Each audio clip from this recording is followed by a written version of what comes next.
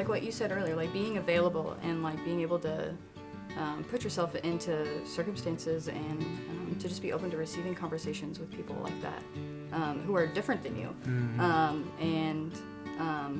You know, I think it takes a lot of vulnerability from both sides to be able to have an open mind and to be able to hear somebody's different experiences and things like that.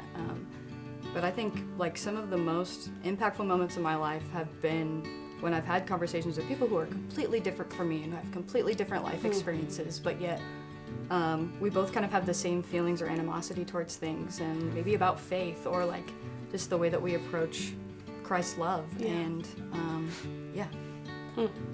Like that. I think for me, I often think when I think of the word ally, like you, I'm always thinking of somebody who's different than me and identifying those differences.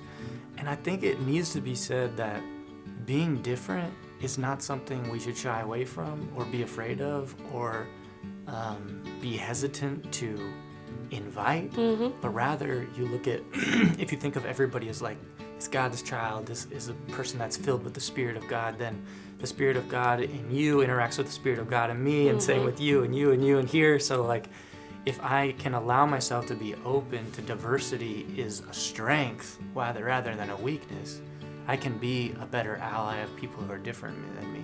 And on the flip side, I don't think you have to notice all the differences in order to be a good ally.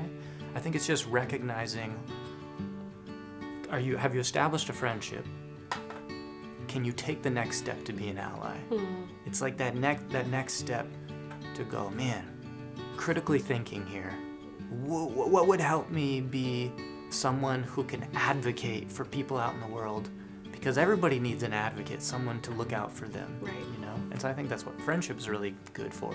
I think like that's also really important in talking about like what we think an ally is, and that it's never too late to start. Like if you maybe have been hesitant to be maybe a visible representation for the LGBTQ community or to speak out against it, or in BIPOC racial community, it's never too late to start.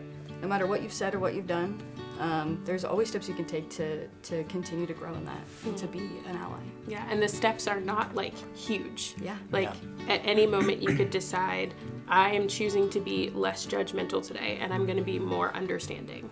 Because that's one of the things that I've worked on throughout my life is how can I make sure that whoever's talking to me, I am not judgmental, I'm understanding, and we can keep moving from there. You know, like the steps can be small but meaningful.